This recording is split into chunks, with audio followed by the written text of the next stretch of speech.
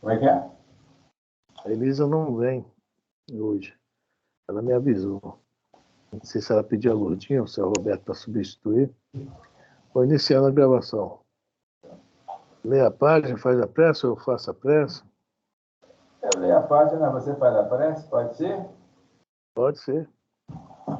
Não, a gente troca. Então vou lá, o Palavra de Vida Eterna. Escolher aqui um. Açoitando o ar. Açoitando, não é isso? Isso. Eu, por minha parte, assim corro. Não como na incerteza, de tal modo combato. Não como açoitando o ar. Paulo. Coríntios, 1 Coríntios 9, 26. Definindo o trabalho intenso que lhe era peculiar na extensão do Evangelho, disse o apóstolo Paulo, com inegável acerto. Eu, por minha parte, assim corro. Não como na incerteza, de tal modo combato, não como açoitando o ar. Não é atendo nada disso, né? Hoje, como ontem, milhares de aprendizes da Boa Nova gastam-se inutilmente através da vida agitada, asseverando-se em atividades do Mestre, quando apenas simbolizam números vazios nos quadros da precipitação. Possuem planos admiráveis que nunca realizam. Comentam apressados os méritos do amor, guardando lamentável indiferença para com determinados familiares que o Senhor desconfia. Exaltam a tolerância como fator de equilíbrio no sustento da paz. Contudo, se queixam amargamente do chefe que lhes preside o serviço ou do subordinado que lhe empresta o concurso. Recebem os problemas que o mundo lhes oferece, buscando o escape mental. Expressam-se acalorados em questão de fé, alimentando dúvidas íntimas quanto à imortalidade da alma. Exigem a regeneração plena dos outros, sem cogitar o reajustamento em si mesmo. Clamam, acusam, projetam, discutem, correm, sonham. Mas, visitados pela crise que afere, em cada espírito os valores que acumulou em si próprio diante da vida eterna, vacilam desencantados nas sombras da incerteza. E quando chamados pela morte do corpo, a grande renovação, reconhecem aflitos que, em verdade, estiveram na carne combatendo improficuamente, como quem passa na terra açoitando o ar. Francisco Cândido Xavier, por Emmanuel. Graças a Deus, Senhor. Mais uma vez agradecemos esse encontro. Pedimos suas bênçãos para todos aqui presentes, para o restante do grupo, para todos aqueles também que não poderão vir.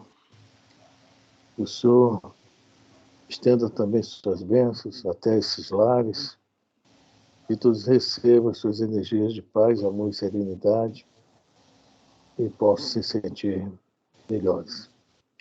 Pedimos não só por nós do grupo, Senhor.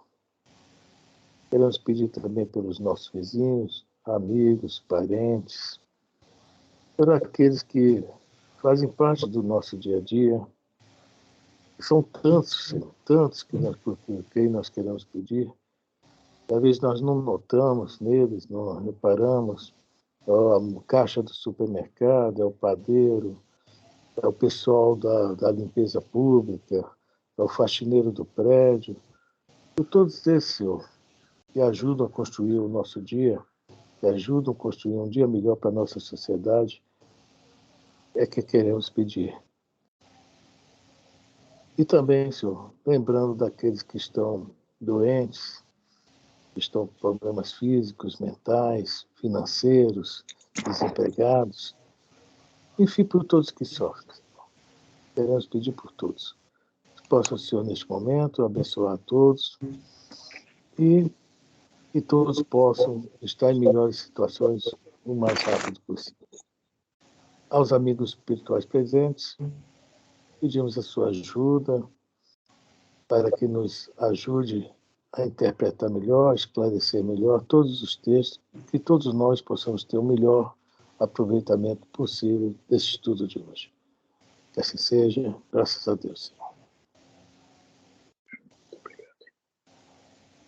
Boa noite, senhor Roberto. Boa noite, Consuelo. Boa noite. Boa noite, Jorge. Bom, boa noite. Boa noite, Jorge. Boa noite, Consuelo. Boa noite, senhor Roberto. Não, hoje o estudo é Paulo e Estevão, tá? Mas a Elisa não vai poder estar conosco. Ela foi como é que se fala, um trio elétrico por aí, passear, né? Pancadão também. Se ela souber disso, ela me mata. Então, gente, quem está disposto a ler, seu Roberto? Vamos lá. Hoje? Tá? Nossa. Então, nós estamos na página 183 do livro velho e do novo, que eu não tenho. A página do livro velho é 183. Do novo eu não tenho. Tenho, mas nem sei onde está, para falar a verdade. Será o 64, não? O novo? Não sei, você tem, Jorge? Fala aí, é isso? Voltar aos amigos antigos, foi aí? Parou? Não, Ruth Não. e o marido estavam desolados. Eu deixei aqui o lápis aqui dentro. Não é tão distante assim, não. Não é tão distante assim, não. Mas eu acho que a Consuelo está com... salvou na internet, né, Consuelo? Não, o meu é livro antigo. Na internet é o No Mundo Maior. Esse daí é meu livro, é velho, é igual o seu. Então, e o seu, Jorge, é antigo? Não, é novo esse. Bom, veja bem, nós estamos a uma folha e meia do final do capítulo 9, né, que está desencarnando a menina Abigail. Eu tenho um livro novo, mas não estou vendo ele aqui. Está por aí. Eu nunca peguei novo, ele. O livro novo deve ser 180, por aí. Bom, 180 não, porque no livro novo 180. Qual é o capítulo? Não é o capítulo 9? é o 9. Está quase no final. Falta uma folha e meia para acabar. O final aqui é 168. Então deve ser 166. 166. Eu estou procurando aqui. Está aqui. Ruth e o marido? Isso. Ruth e o marido estavam desolados. Tudo bem, é 166. Agora eu achei o meu novo também, tá vendo? Os dois últimos parágrafos. Ruth, o marido, estava desolado. Bom, então vai fazer algum comentário antes, Afrânio? Sim. Saulo estava em Jerusalém, né, com seus afazeres, quando de repente recebeu um recado urgente da Ruth e da Ruth, não, do Zacarias e da Ruth, que Abigail realmente estava muito mal, estava praticamente passando, né? E pediu para ele, né, ir lá, né, ter a última conversa com ela, uma despedida, digamos assim, né? E ele sai apavorado. E chega lá, acontece, encontra o Ruth, porque quem lê, tá lembrado do início do livro, já fala do filme, né? Merece um filme, né? Do livro. A Ruth também é de Corinto, a Ruth e o Zacarias. Quando houve aquele problema lá com a Abigail e a família, eles tinham acabado também de perder o filho, né? E eles assim, acataram a Abigail e passou a ser uma filha para eles. Quer dizer, todo aquele amor que principalmente a Ruth tinha do filho que perdeu, ela colocou em Abigail. A Abigail era muito sensível, era muito assim, doce, né? Era uma pessoa muito fácil né? A outra gostar, amar, né? E vamos lá, vamos continuar a nossa história aí, chamado Saulo, vamos lá. Eu vou ler dois parágrafos em cima, mas no dia seguinte, a gente vai entender melhor. Então, do livro Paulo e Estevão, Psicografia de Chico Xavier, editado por Emmanuel. Mas no dia seguinte, manhã alta, um mensageiro de Zacarias golpeava-lhe a alma com uma notícia grave. Abigail piorara, estava agonizante. O continente tomou o caminho de Jope, ansioso de arrebatar a bem-amada ao perigo iminente. Ruth e o marido estavam desolados. Desde a madrugada, a enferma caíra em penosa prostração. Os vômitos de sangue sucediam-se ininterruptos. Disse-ia que só esperava a visita do noivo para morrer. Saulo escutou-os lívido como cera. Mudo, dirigiu-se para o quarto, onde o ar fresco penetrava embalsamado, trazendo a mensagem das flores do pomar e do jardim, que pareciam enviar despedidas às mãos delicadas e carinhosas que lhes haviam dado a vida. Abigail recebeu com um raio de infinita alegria nos olhos translúcidos. O tom de marfim do semblante abatido acentuara-se rapidamente. O peito arfava-lhe. Precípite, o coração batia sem ritmo. Sua expressão geral evidenciava a derradeira agonia. Paulo aproximou-se angustiado. Pela primeira vez na vida, sentia trêmulo diante do irremediável. Aquele olhar, aquela palidez de mármore, aquela aflição tocada de angústia anunciava-lhe o desenlace. Depois de inquiri-la quanto à razão daquele abatimento inesperado, tomou-lhe as mãos flácidas, banhadas de suor fria dos moribundos. O que foi isso, Abigail? Só um instantinho, Sr. Roberto. É como a gente está vendo aqui, no início fala que tá lá, incontinente tomou o caminho de Jope, e hoje de arrebatar a bem-amada ao perigo iminente.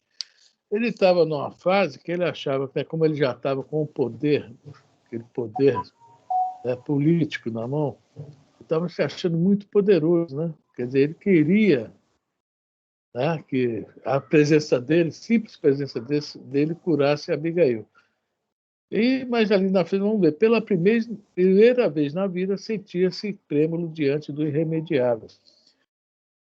Isso mostrou para ele, está mostrando para nós, né, que realmente, né, não sei para que tanto orgulho, para tanto egoísmo, tanto modo mundano de nossas vidas que nós vivemos, né, está mostrando para todos. Né?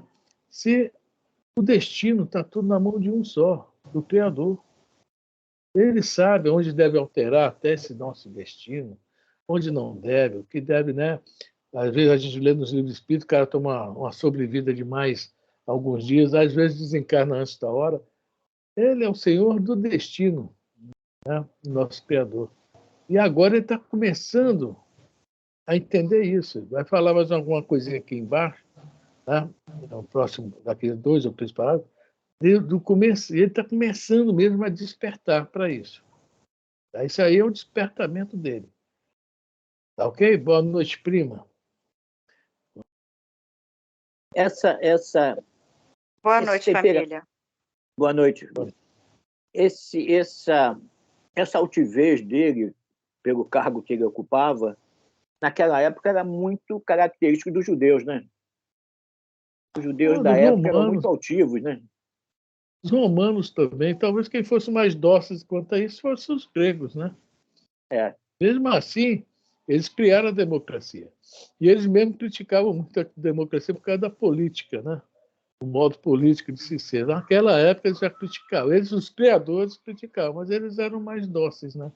Ao poder, né? Mais, digamos, mais submissos. Agora o romano, aí o judeu, então, meu Deus do céu, né? Na época, e ele, pela posição que ocupava, né, no Sinédrio, ele se achava realmente, já tinha um sentido arrogante da época do judeu.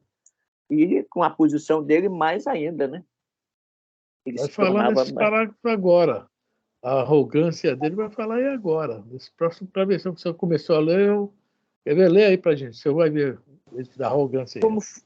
Como foi isso, Abigail? Dizia perturbado. Ainda ontem deixei-te tão esperançado, pedi sinceramente a Deus que curasse para mim. Olha, te curasse para mim. Então é para ele, não é para ela, não. Não, Porque para ele. ele seria satisfeito, o seu ego estaria, entendeu? Satisfeito, feliz. E Deus, na visão dele, tá? De repente, tinha que atender isso, né? E se a casa ela cura, Deus atendeu o pedido dele, daí, entendeu? Então, gente, é isso tudo que nós estamos vendo, porque isso está dentro de qualquer um de nós, não é só ele não, tá? Qualquer um de nós pode estar nessas coisas aí, tá? Quem quer falar? Então, vamos embora, seu Roberto. Extremamente sensibilizados, Zacarias e sua mulher afastaram-se. Vendo que a noiva tinha imensa dificuldade em expor as últimas ideias, Saulo ajoelhou-se ao seu lado, cobrindo-lhe as mãos de beijos ardentes. A agonia dolorosa parecia-lhe o sofrimento injustificável que o céu houvera enviado a um anjo. Ele que trazia o espírito ressecado pela hermêutica das leis humanas, sentiu que chorava intensamente pela primeira vez. Lendo-lhe a sensibilidade através das lágrimas que lhe desciam silenciosamente dos olhos, Abigail esboçou um gesto de carinho com dificuldade infinita. Conhecia Saulo e comparava-lhe a rigidez do caráter. Aquele pranto revelava o calvário íntimo do bem-amado, mas demonstrava igualmente o alvorecer de uma vida nova para o seu espírito. Aquilo que você falou, tá? Né? Chorou e já havia, ela mesma percebeu uma modificação no espírito dele, né? Não chore, aí, não, veja bem, aí a gente pode falar o seguinte, né? Ele, veja bem, que nós vamos comentar aqui agora, ele começa aí a entrar em crise. Olha o que está falando aqui. Está falando que conhecia Saulo e comprovava a rigidez do caráter. Aquele revelava o calvário íntimo do bem-amado. Então, esse calvário, esse sofrimento, essa dureza, está levando ele, né, o alvorecer de uma vida nova para o seu espírito. Ou seja, ele vai entrar em crise. É onde nós falamos que a caminho de Damasco, essa crise chega ao auge. Essa é a crise que o derruba do camelo. Tá? E quem estava aguardando ele lá, né? Isso é mais à frente um pouquinho. A gente vai chegar lá. Tá? Então, é isso aí, seu Roberto. Entrou em crise. Né? Quando nós também praticamos algum ato não muito correto, daqui a pouco a gente, meu Deus do céu, entramos em crise. Por mais endurecido que ele fosse, ele tinha um sentimento de arrependimento aí, né? Aí é que começa o sofrimento dele, né? Aí é que começa o espírito a se modificar, porque ele chegar ao arrependimento das lágrimas, realmente para o Saulo, na época, era um negócio bem... Uma vez, eu ouvi, tinha um político aí, que alguns anos atrás, de uma certa forma, quase que governava o nosso país. E ele estava preparando o filho dele para ser um futuro presidente. E o filho dele era atleta e tal, mas veio desencarnar de infarto, com novo, 52, 53 anos. E eu ouvi uma pessoa falar, é assim que Deus age. O pai não é muito correto, tem que mexer aonde? Onde mais machuca. Foi o que a pessoa falou para mim, isso é um popular, não tem nada de espiritismo aqui não, mas o cara falou isso. E eu fiquei observando o que foi que depois desse dia, esse senhor se recolheu para o canto dele até desencarnar também. Largou política, largou tudo, sumiu do cenário, até desencarnar. E olha só como é que são as coisas. Né? Saulo realmente, né, era alma gêmea, né? Não vê outra coisa na frente dele, somente ela. E o desencarne dela também ajuda essa crise, né? Esse começo. Tanto que ela vai falar que vai se empregar de boas. Então, vamos continuar, né? Vai se empregar de boas, que o Gesiel teve com ela e tal. Vamos ver daqui a pouco o que ela vai falar. É muito interessante isso, né? Não chores, Saulo, murmurou dificilmente. A morte não é o fim de tudo. Quero-te comigo em toda a vida, replicou o rapaz desfeito em lágrimas. E, contudo... Só um instantinho. Alguém quer comentar alguma coisa?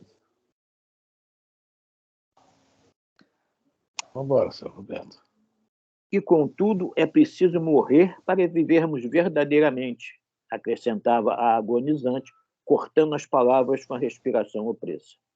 Jesus nos ensinou que a semente caindo na terra fica só, mas se morrer dá muitos frutos. Não te rebeles contra os desígnios supremos, que me arrebatam do teu convívio material. Se nos quiséssemos pelo patrimônio, talvez tivéssemos muitas alegrias. Teríamos um lar com os nossos filhos, mas destruindo nossas esperanças de uma felicidade passageira na terra. Deus nos multiplica os sonhos generosos, enquanto esperarmos a união indissolúvel. Auxiliar-te-ei. Enquanto esperarmos a união indissolúvel. União para almas gêmeas, né? É lógico que nós sabemos que um determinado patamar isso não funciona mais como a gente pensa, né? Como a gente acha. Mas haverá uma hora que eles vão poder realmente, em outro lugar, estarem mais juntos, unidos, né? Trabalharem juntos, etc. E ela já entendeu isso. Isso que eu acho bacana, né? Para ela foi fácil entender, difícil é para a gente. Ela leu e entendeu. A gente lê, relê, está aqui aprendendo muito, muito devagar, mas estamos aprendendo, isso que é importante. Ninguém comenta?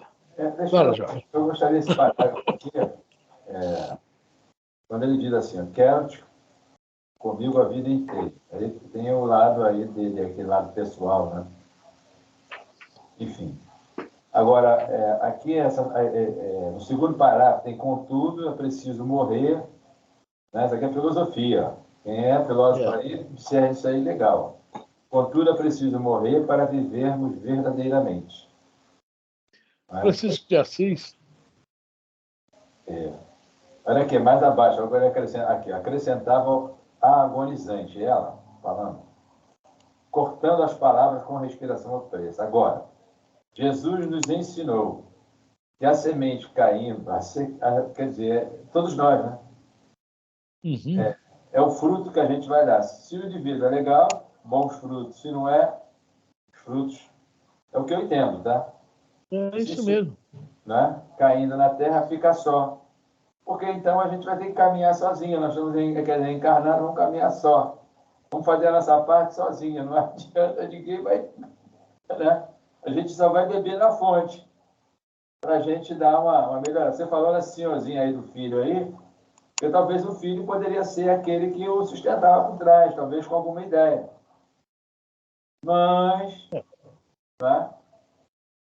Aí, né? Ficou o neto não nada, porque nada, brigão. Pois é. Exatamente. Então, e esse fica só aí, Jorge. Quem fica só quem é? É o egoísta. Exato. É isso. Porque solidão é só egoísmo, só egoísta. Orgulhoso, né? Porque, na verdade, nós não estamos sós. Aqui é o teste de fé, sabia? Isso aqui é fé, porque o cidadão fé é fidelidade. Tenho certeza que os espíritos estão nos assistindo. E poucos de nós. É o exercício, né? Agora, a gente quanto tempo nós levamos para aprender isso aqui? Para ter essa consciência? Não foi fácil. Olha,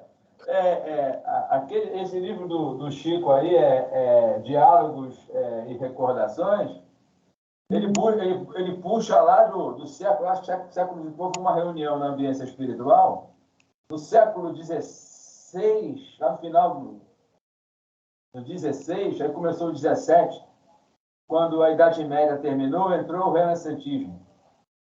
Ele numerou o nome de todo mundo, aquele pessoal, todo o pessoal que fez a história, a história universal no centro-Europa, está todo mundo encarnado lá do lado do Chico Xavier.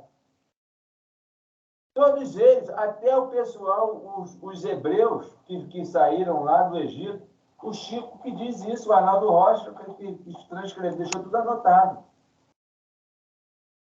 Eu não sabia disso, não. Eu fui aprender agora. Por isso que o Marco Aurélio fala isso, assim, assim, assado. Onde que ele bebeu essa fonte? Que livro é esse? É esse livro aí que o Marcos, o outro Marcos, o esposo da Teresa, que botou na minha mão esse livro. Nós estudamos esse livro há uns anos atrás lá. É. E porque foi uma pergunta que eu fiz a ele. Essa daí é a Cláudia Sabina? Ele falando do estudo. Assim, lá conversando. É a Cláudia Sabina essa que é a Meimei? Aí ele riu, o Marco. Ele não falou nada. Eu não tenho certeza. Ninguém me falou. Estou procurando ali. Mas eu não sei. Eu que chutei. Esse livro é um livro de fofoca. Aí... Poxa, vem cada relato ali. E em relação a isso aqui o que está comentando, a gente tem que caminhar só. Quem me levará sou eu. Quem regressará sou eu. Eu estou colocando aqui a encarnação aí. Quem me levará sou eu, quem regressará sou eu. Não diga que eu estou aqui, ninguém, mais não sei o que, não sei o que. Pronto.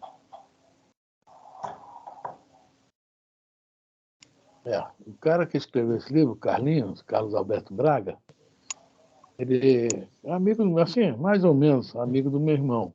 Né? Ele vai, de vez em quando, ele vai lá em Minas. Vai em Minas, ele é mineiro, vai em Serra da Maré. O Carrinho aí do centro aqui do Bezerra? Não, ele é mineiro. É Carlos Alberto Braga, mineiro. É lá do Emmanuel, do centro que o Honório Onofre abriu em Belo Horizonte. Ele é de lá. É junto com... Ele é junto com o Haroldo Dutra, tudo foi a mesma turma. Aí o nome dele. Hein? O nome dele está no livro. É o Carlos Alberto Braga. Ele disse que ia ter o volume 2 daí, e não lançou, não sei por quê. Só podia lançar depois que o Arnaldo desencarnasse. E não lançou, morreu, desencarnou o seu Honório, desencarnou o Arnaldo, desencarnou um monte de gente, ele não lançou o volume 2. Eu tenho vontade vou até me lembrar disso, perguntar ao meu irmão. Pergunte o Carlinhos quando ele vai lançar o volume 2 das fofocas. Esse livro aí foi um sucesso, né? Sim, mas é porque talvez o Chico, muitas coisas, o Chico, do Camilo Chaves, que reservadamente o pessoal sabe que foi Nabucodonosor, que é o senador da República do Brasil, ele pediu, o Camilo quem pediu, não divulgue isso publicamente, fique muito ali no... Uhum. E não consta no livro ali, consta outras histórias. É isso aí, esse livro é bom. Quem quiser ler, Diáconos Recordações, tá? Carlos Alberto Braga é o autor, tá? Mas é o Chico que conta a história através do Arnaldo, tá? Bom, Arnaldo Rocha, que era o marido da Meimei, quando encarnados os dois. Bom, vamos lá, vamos voltar ao Paulo Estevam. Seu Roberto. Enquanto esperarmos a união indissolúvel, auxiliar-te-ei de onde estiver e te consagrarás ao Eterno em esforços sublimes e redentores. Via-se que a agonizante movimentava recursos supremos para pronunciar as derradeiras palavras. Quem te deu semelhante ideias? Perguntou o jovem ralado de angústia. Esta noite, depois que partiste, senti que alguém se aproximava, enchendo o quarto de luz. Era Gesiel que vinha ver-me. Ao avistar-lhe... Olha só, enchendo o quarto de luz, hein? Se é a gente que desencarna e aparece, o pessoal, acende a luz aí que chegou algum espírito aí para falar comigo. Enchendo o quarto de luz. Imagina o Gesiel, hein? Luz pura, né? Forte. Vamos lá. Ao avistá-lo, lembrei-me de Jesus no inefável mistério de sua ressurreição. Anunciou-me que Deus santificava os nossos propósitos de ventura, mas que eu seria levada ainda hoje à vida espiritual. Ensinou-me... Alguém quer receber a visita de Gesiel essa noite? Seria bom, eu me sentiria até um pouco... Assim, me sentiria muito recompensado, porque eu não mereço, não. Não mereço, não. E ele apareceu no quarto dela iluminando porque ela tinha alto merecimento para isso, né? Eles eram irmãos mesmo, né? Assim, irmãos que eu falo espirituais, né? Era um laço muito forte, né? Tanto que ela fala para o Saulo, quando, né, após o apedrejamento, se Gesiel falou que esse Cristo é bom, eu tenho certeza que é. Ele não se enganaria de forma alguma. Eu conheço muito Gesiel, olha só. Logo após o apedrejamento, ela fala isso para o Saulo, né? Exatamente. Quer dizer, a confiança mesmo, né? Realmente eram espíritos do mesmo top, né? Um entendia o outro perfeitamente, as ideias parecidas, iguais não, parecidas. Realmente é muito bonito isso. Mas vamos lá, o que ela vai falar sobre Gesiel, né? Ensinou-me a quebrar o egoísmo de minha alma, encheu-me de bom ânimo e trouxe-me a grata nova de que Jesus ama-te muito, tem esperanças em ti. Refleti, então, que seria útil entregar-me jubilosa às mãos da morte, pois quem sabe, se ficasse no mundo, não iria perturbar a missão que o Salvador te destinou. Gesiel afirmou. Bem, olha só, para ele, o ideal, né? A questão do eunuco, né? Que Jesus fala, né, em Mateus e em Marcos, né? A gente que nasce eunuco, há outros que são eunucos por causa do, né, o motivo aí das religiões, dos lugares, etc., dos costumes, né? E aqueles que se tornam eunucos para glorificar o reino dos céus. Ele, Chico Xavier, Raul Teixeira, Divaldo, a gente vai ver vários eunucos. Ele também, ela fala aqui, é isso. Se ela ficasse no mundo, iria atrapalhar a missão dele. O Chico Xavier, pelo que nós sabemos, esse livro aí fala também, isso que o Jorge falou aí, ele sempre foi mulher. A gente vai pegar a história dele naquele Romance de uma Rainha, lá no Egito, Rochester. Ele o Egito teve 3 faranis, vários faraós. Farani só teve 3. Ele é uma que eu não consigo falar o nome. Eu sei que começa com H-A, Apsizuna, um negócio assim. Diz que foi uma farani forte, de pulso forte, enérgica, tá? E o general dela, dos exércitos dela, quem era? Nossa amiga Emmanuel, tá? Então, a história do Chico... Oi? Era o Emmanuel? Era o Emmanuel. Fala aí desse livro. Acho que fala. E a história do Chico, ele sempre foi mulher.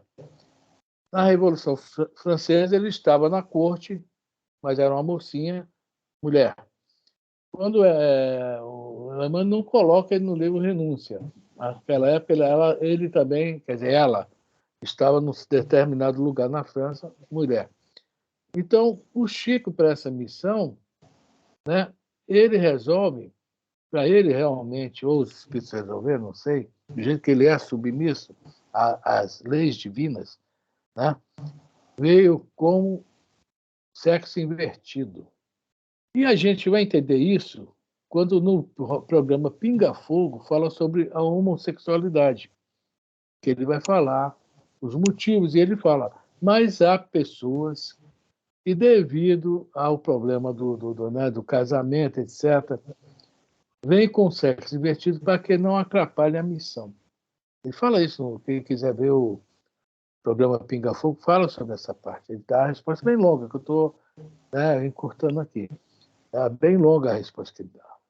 Quer dizer, ele também aconteceu isso. Ele se tornou, de uma certa forma, um eunuco para Deus, não é isso? Ele abriu mão dessa parte aí. Talvez podemos falar também que o Gandhi, em plena vida, se torna eunuco. Quem sabe a história do Gandhi, aos 38 anos de idade, ele chega para a esposa e fala, olha, a partir de hoje eu vou te dar carta de divórcio, né? Porque toda a minha energia, né, sexual inclusive, eu vou usar para né, defender a Índia e o Paquistão, libertar da Inglaterra. Ele abriu mão também disso tudo para quê? Para se concentrar, para usar todas as suas energias, né, em cumprimento das leis divinas, favorecer as leis divinas. Quer dizer, é muito importante isso aí, né? A gente vai entender porque ela não fica, ela poderia, né, de repente, ter sido curada para, se realmente necessitasse dela ao lado do Saulo. Mas não.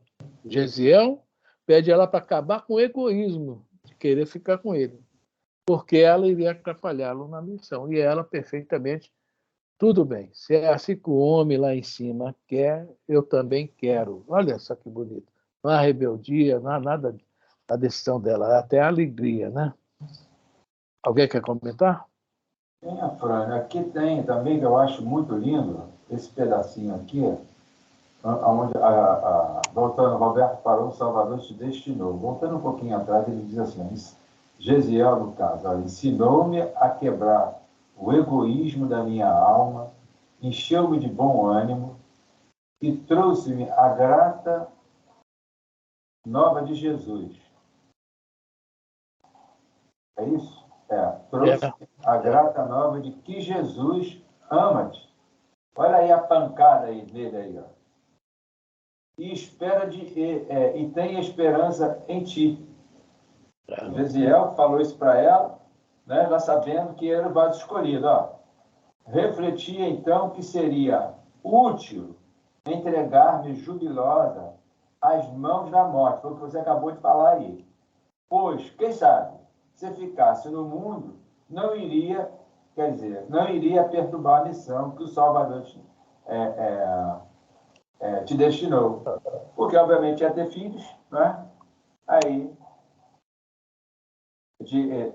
ia ficar com atenção na esposa, e etc. e tal. E aprendê-lo. Né? Realmente ele ia ficar meio... o que aconteceu com o Raul, né? Que a noiva falou, né? Ou você, ou eu, ou o espiritismo, né? O Raul Teixeira falou, sinto muito. Porque se ele fica com a noiva, ele não ia poder ter esse trabalho maravilhoso dele, não, Raul Teixeira, né? O destino dele, né? São poucos que conseguem enxergar isso, né? São poucos que conseguem enxergar. Bom, vamos lá, Salvador. Gesiel afirmou que nós te ajudaremos de um plano mais alto, porque então deixarei de ser tua companheira. Seguirei teus passos no caminho, levar-te-ei onde te encontrem nossos irmãos do mundo em abandono, auxiliarei teus raciocínios a descobrir sempre a verdade. Ainda não. Isso. Lá no final do livro, eu vou falar agora, mas fica como segredo, tá? Jesus vai pedir a Gesiel, ela e a Gesiel vão acompanhar sempre, sobre as cartas, tá? A inspiração das cartas, das famosas cartas. Tá? A participação de Gesiel e Abigail, principalmente Gesiel. Lá na frente, no livro, nós vamos ler sobre isso, mas bem na frente ainda, falta muito. Tá? Então, esses não vão... E outra coisa, é uma passagem que está no Atos dos Apóstolos. Não, é uma carta dele. Agora não me lembro qual é a carta que ele fala. Conheço um homem que subiu ao terceiro ou quarto céu, não sei, tá? E vi coisas que o homem não tá lá, não me lembro qual é a carta. Essa subida ao terceiro ou quarto céu, o Emmanuel vai contar os detalhes. É quando ele se desdobra em sonho, que o pai expulsa ele de casa, tá lá quem ajudando. Gesiel e Abigail. E a Abigail vai falar 4 coisas que eu gravei, gente. Não é que eu faça, não, mas eu gravei que um dia eu vou praticar isso, né? Ela fala 4 coisas que o Paulo, no caso já é Paulo deve seguir, tá? Então, ama, trabalha, espera e perdoa. Ela vai falar lá na frente, quer dizer, ela vai estar o tempo todo com ele. Ela e Gesiel. Vão ser os anjos de guarda deles, os espíritos protetores deles e tudo mais. Que a missão dele era muito importante. Ele tirou do judaísmo e levou para o mundo o cristianismo. Porque se o cristianismo fica preso lá dentro de Jerusalém, que nós vamos ver o problema que Tiago teve, Tiago também Muitos criticam o Tiago. O próprio Paulo vai criticar Tiago, mas no final da vida ele vai reconhecer o trabalho enorme que Tiago fez. E Tiago não deixou o cristianismo morrer dentro da capital do judaísmo. Não deixou. Foi até o último instante, né? Até ser jogado lá do alto da Torre Antônia. A morte do Tiago foi horrível. Mas ele segurou a doutrina cristã lá dentro com toda a interferência do judaísmo. Paulo vai criticar isso demais. No final da vida, Paulo vai entender. Né? Então, o cristianismo deve a Paulo isso. Por isso que é chamado o apóstolo dos gentios, que ele sai espalhando. Né? Vai andar. Né? E outra coisa interessante, ele era turco. A Cilícia é na Turquia. Ele era da Cilícia. Ele, em Tarsus, só havia 3 faculdades no mundo. Havia a faculdade de Alexandria, Atenas e Tarsus. Olha só. E lá ele aprendeu o grego da época, o koiné, com perfeição. O grego era o inglês. Hoje, em qualquer lugar do mundo que você vai, há o grego. Veja como ele era preparado. Para ele andar a Ásia afora, pedaço da Europa, qual o idioma que ele usa? O hebraico? O siríaco, que é o aramaico? O latim? Não, o idioma da época era o koiné, o grego. Então, como vaso escolhido, ele foi preparado até nisso. Teve bons mestres, aprendeu o grego e vai falando o grego por aí afora. Logicamente, com o judeu ele podia falar em aramaico ou hebraico, mas para aquela turma dos gentios, grego. Quer dizer, é mesmo o vaso escolhido. E nós vamos ver as andanças, que era só sofrimento, gente. Só sofrimento. Bom, alguém quer comentar algo?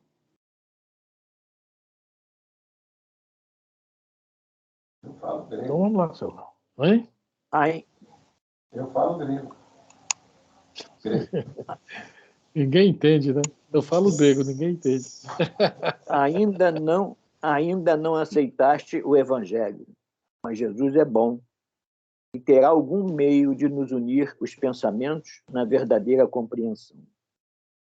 O esforço da moribunda havia sido imenso.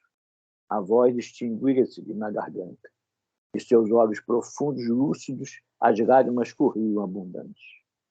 Abigail, Abigail, gritava Saulo desesperado. Mas após longos minutos de angustiosa ansiedade, ela dizia num arranco supremo: Gesiel já veio buscar-me. Instintivamente, Saulo compreendeu que era chegado o momento fatal. Em vão, chamou pela moribunda, cujos olhos se empanavam. Debalde lhe beijou as mãos geladas, agora cobertas de um palor de neve translúcida. Como louco, gritou por Zacarias e Ruth.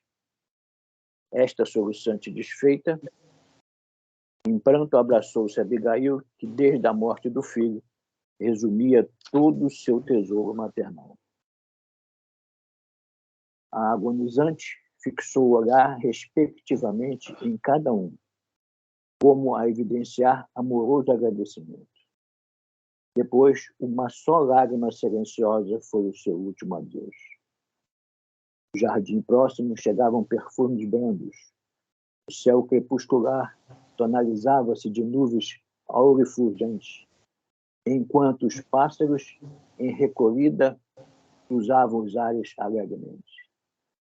Pesada amargura abatera sobre a mansão da estrada de Jope. Alara-se ao céu a filha direta, a noiva amada, a amiga carinhosa das flores e dos passarinhos. Saulo de Tarso ali se deixou ficar mudo e estarrecido, enquanto Ruth, lavada em lágrimas, cobria de rosas a morta adorada, que parecia dormir. O Emmanuel é bem poético, hein? A gente pensa que o Emmanuel é só aquele, né? Aí é poesia pura, né? Poesia pura, muito bonito, né? Como ele bota esse desenlace aí. Né? A amiga dos pássaros, né? das rosas, etc. Né? Aquela que tomava conta do jardim, lá, né? da mansão da escada de Jope. Bom, Abigail se foi. Gesiel é apedrejado. Abigail se foi. Agora vamos continuar a aventura, né? A aventura de Saulo Paulo. Né? Muito legal, né? O Paulo, no caso, hoje, né? Deixar o Emmanuel trazer isso para a gente, né? Essas histórias, esses detalhes, né? Muito bom mesmo. Vamos ver que também, a partir daí, até então, ele tinha sido filho de uma pessoa com bens, conseguiu o que ele bem queria no mundo, autoridade, etc. Eu não procurei a página que o Emmanuel fala que o Saulo estava obsidiado. Não achei, porque eu não procurei. Amanhã eu vou procurar essa página, para a gente ler no próximo estudo. Né? Mas agora, né, conforme falou ali, ele já está em crise. Né? Nós não estamos vendo, acompanhando. Ele conheceu a história o nome Cristo, né, com Sadoc, lá no início do livro, quando ele foi na Casa do Caminho. E vai só, né? Agora ele já está em crise, ele já conhece bastante o Cristo. Ele ainda não compreendeu o Cristo, mas já conhece bastante. Está em crise. Tá? Então vamos embora. Vamos embora começar o capítulo 10. E... Alguém quer falar alguma coisa? Que eu estou falando demais. Prima, Consuelo? Por mim, não. Tranquilo, pode continuar. Eu quero só colocar que nós, em geral, temos muito medo da morte. E os cristãos daquele tempo, né, se entregavam à morte sem problema nenhum, sem receio. Muito pelo contrário, com esperanças, sabendo que a vida vai continuar em outra dimensão, né? Hoje a gente tem um conhecimento, mesmo nós espíritas, temos o conhecimento, mas mesmo assim temos medo da morte. Tem espírito, tem medo de espírito, Lourdes. Ainda tem isso também, Isso, pois é. Tem medo de tudo. Né? E eles se entregavam com alegria no coração, né? Com a mente limpa, com tranquilidade. É porque quando... Isso até lá no Marco Aurélio, essa informação, né? Ele fala que quando Jesus veio, logicamente veio uma equipe para ajudar também a colocar o cristianismo. Vê que tem um dos milagres de Jesus, que tem um cego, e os apóstolos perguntam a ele: Senhor, por que ele é cego? Porque ele pecou ou foram os pais deles que pecaram? Que havia essa história, e Jeremias vai acabar com essa história, quem chupa uva verde é que vai sujar os dentes, não são os pais nem os parentes que vai sujar os dentes, não. É quem chupa uva verde que vai sujar os dentes. Está bem lá, dentro do simbolismo bíblico, que essa história de que filho pagar pecado de pai, quem criaram, né, não existe. Tá? Kardec também coloca isso no Evangelho segundo o Espiritismo, mas não precisa nem colocar tanta observação. Só lá em Jeremias, que eu não estou com a Bíblia aqui, senão falarei onde está, tá? Sobre emboatar os dentes, que ele bota lá a palavra. E havia essa história, mesmo naquela época também, né? Apesar que Jeremias falou isso. Porque os judeus, quando estavam na Babilônia, no cativeiro da Babilônia, lá, né, escravos, eles achavam que estavam ali porque os pais pecaram. É onde Jeremias falou, nada disso. Cada um segura a sua onda. Aquele negócio de pai, a não ser que reencarnou, né?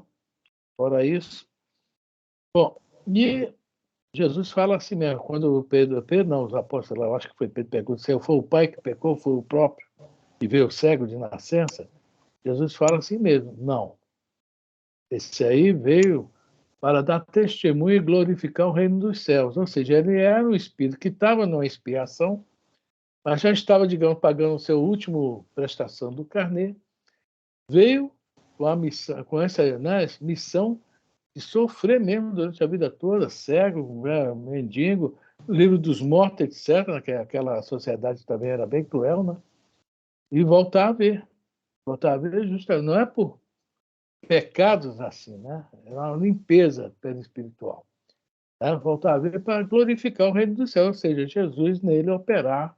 Ou seja, o que eu estou falando aqui é o seguinte, a maioria desses cristãos que vieram no tempo de Jesus, até o ano 200 houve, né, esse martírio de cristãos, né? Até o ano 200, mais ou menos. Tanto que aquela história do circo, lá de Niterói, que pegou fogo, dizem que foi cristãos da Gália no ano 177 após o Cristo. Né? Então, eram espíritos mais preparados também.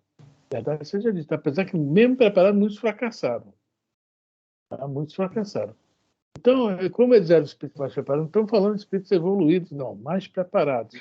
Na situação mais tranquila que, digamos, a nossa. Já tinham mais, assim, menos pavor da morte. E quando eles vão embora, que fica nós na fita, só nós, começa a famosa Idade Média, que começa lá nos anos 400, 500, né, com a queda de Roma, e vai até o 1500, meio 400, 1500, com o Renascimento. Essa Idade Média, esses 1000 e poucos anos, 1100, 1200 anos aí de Idade Média, eles vinham, mas muito em pouca quantidade, e geralmente vinham, assim, missões ou da arte, né? Mas a igreja aprendia, foi um período rico de arte, que a igreja aprendeu, ou vendo na própria igreja, tentando consertar a igreja. São os santos que, daquela época, que também eram muito bons, né? Então, é interessante isso. Quando nós, esses missionários, digamos assim, foram embora, e ficou nós, o negócio voltou ao normal. O medo da morte, o pavor da morte, etc. Medo do espírito. Nós agora que estamos despertando quanto a isso, né? Quanto a isso. Estamos despertando. Não estamos acordados.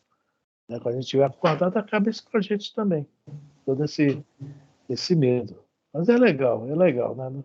Todo mundo passa por isso. Nós estamos aprendendo, estamos aqui aprendendo. Tá? Alguém quer comentar alguma coisa? Eu gostaria só de... Eu queria... Fala. Fala, primo. Depois a gente fala. Fala. É porque você falou que isso realmente era uma poesia, o desencarne da Abigail. Né? E, atualmente, dizem que uma das características de grandes escritores é que toda poesia de livros é que o início e o fim, eles têm conteúdo, frases ligadas. E Emmanuel nos mostra exatamente isso em Paulo Estevão. Ele inicia com o nascer do sol e, no final do livro, ele termina com o pôr do sol. Ele prova que esse livro é realmente uma grande poesia, através dessa característica. Quando é que eu vi que o Emmanuel é poeta? Tem vários livros, só depois só um instantinho, tá, Jorge? O livro do Culto do Lar, da família Joviano, tá? Que era o patrão do Chico. Tá? Tem vários livros, inclusive eu tenho um que chama Emmanuel, Deus Conosco. A menina Wanda Joviano, a senhora, aliás, colocou todo aquele papel que eles conseguiram guardar, mensagem, no culto do lar. O Emmanuel tem muita poesia ali e é receitista, tá, gente? Passa muita receita também, tá? Coisa que eu nem imaginava. São 3 livros, ou 4. Sei que um é esse aí que eu tenho, Emmanuel, Deus Conosco. Então, acho que Sementeira de Luz tem mais 2, 3 ou 4, são 3 ou 4. São esses cultos no lar, lá da família Joviano. Tá? São muito interessantes também esses livros. E aí mostra esse lado que eu não conhecia. Né? Poeta e receitista, olha que legal. Diga, Jorge.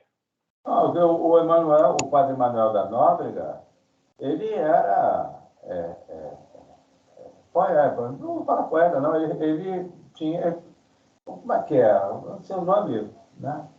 Esse pessoal aí, sei lá, artista, não sei, nem sei qual é a palavra que eu devo dar. Poeta, pronto. Eu não sei o nome. Eu sei que muitas poesias, né? Muitas poesias existem, tem do padre Manuel da Nóbrega. Inclusive até, por exemplo, quando ele fundou a cidade de São Paulo, tem lá um poema que ele deixou transcrito. E por que ele deu o nome da cidade de São Paulo? Ele deixou claro. Né? Aí depois ele já, fora do veículo físico. Por quê? O Paulo de Tarso era o Paulo, né, quem sustentava e sustenta até hoje essas inteligências, vamos dizer assim, rebeldes aí, que está por aí. Né? Esse é o trabalho dele. Trabalho não. A Gordinha fez um comentário sobre os cristãos daquela época. Os cristãos daquela época estava muito vivo a presença do Cristo junto deles, né? Eles acompanharam, estava muito vivo.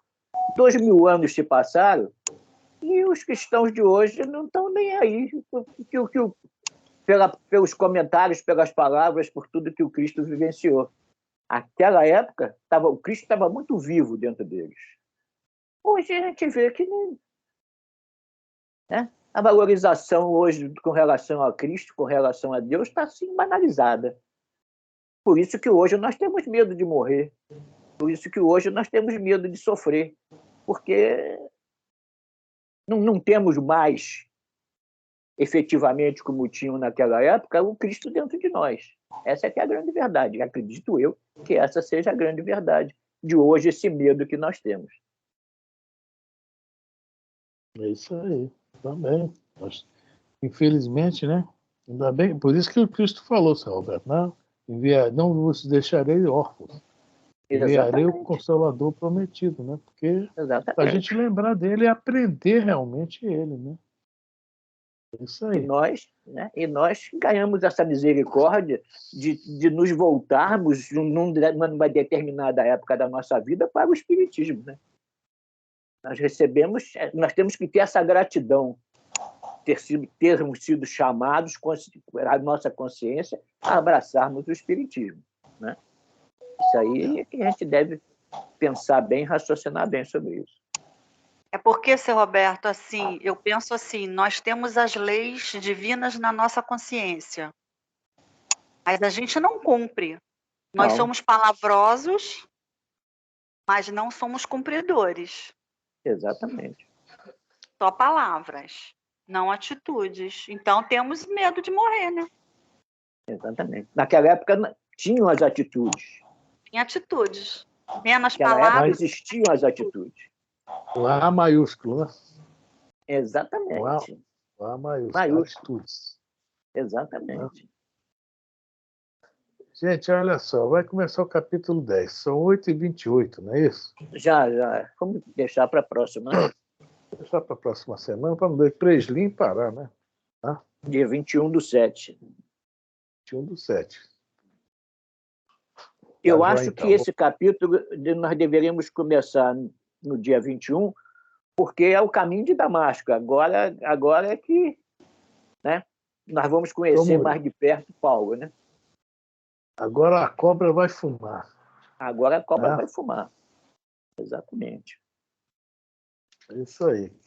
E esse livro está dividido em duas partes. A primeira parte vai acabar também aqui no capítulo 10, tá? Aí começa a segunda parte, que já é Paulo. Aqui é a preparação de Saulo, Paulo. Lá já é Paulo. Aí vai ser até mais corrido, mais lido. Tá? Vai fazer o dia a dia, né? Vai mostrar tudo, como Paulo, as 3 viagens que ele fez, né? A quarta, que não é comentada, o pessoal desconfia que houve, que ele foi na Espanha, etc. Quer dizer, vai vir todo esse detalhe para a gente, mas vai ser mais corrido. Né? Até agora nós estamos vendo muitos detalhes sobre esses 2 jovens que realmente mudaria a vida de qualquer um, né? De qualquer um. Sim, sem dúvida. Gesiel e Abigail. Bom, alguém mais quer comentar alguma coisa? Eu quero perguntar uma coisa. Vocês acham que o Gesiel, ele errou em algum momento? Ele só teve um lancezinho só na vida dele, que ele deu uma pisada ali no momento, a nível emocional só, assim, caminhar. Porque muitos de nós, eu estou lembrando aqui do Bicas, tem uma mensagem aí do Humberto de Campos, que esse Leonardo, eu esqueço o nome dele, Bicas, é uma mensagem do Humberto de Campos, em que ele estava no ambiente espiritual e viu o Humberto de Campos e disse assim, poxa, você está mandando mensagem para a Terra, manda a minha vida lá para o povo lá. E esse Bicas aí, aos 20 e poucos anos, 30 de idade, ele se tornou espírita.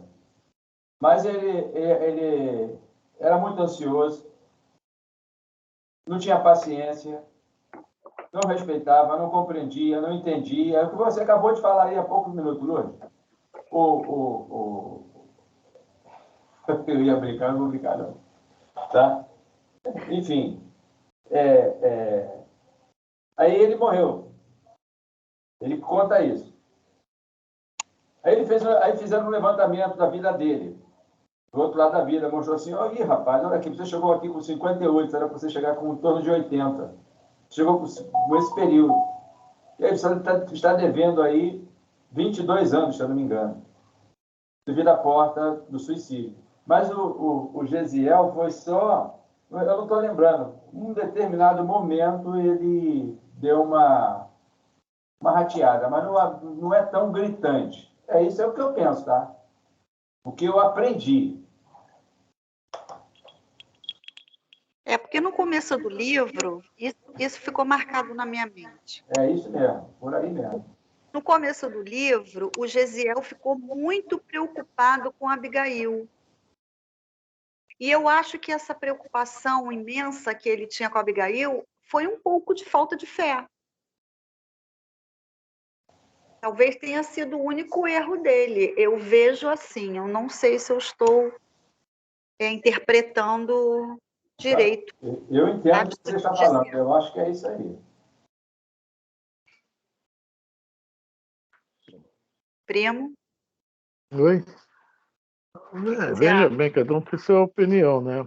Eu não acho falta de fé, eu acho que é o seguinte, a questão, né, da segurança dela, né? Ficou preocupado como ela iria, né? Que Deus a desamparasse, não foi essa a preocupação dele, né? É como ela seria amparada, né? Esse que era o grande problema, a grande preocupação dele. Mas ver que depois ele continuou na boa, não soube o que aconteceu com ela, continuou procurando ela na boa, né? Sem aquele negócio, ai meu Deus, como será que está a Abigail? O que é que aconteceu com ela? Nada disso. Aí deixou realmente na mão de Deus depois.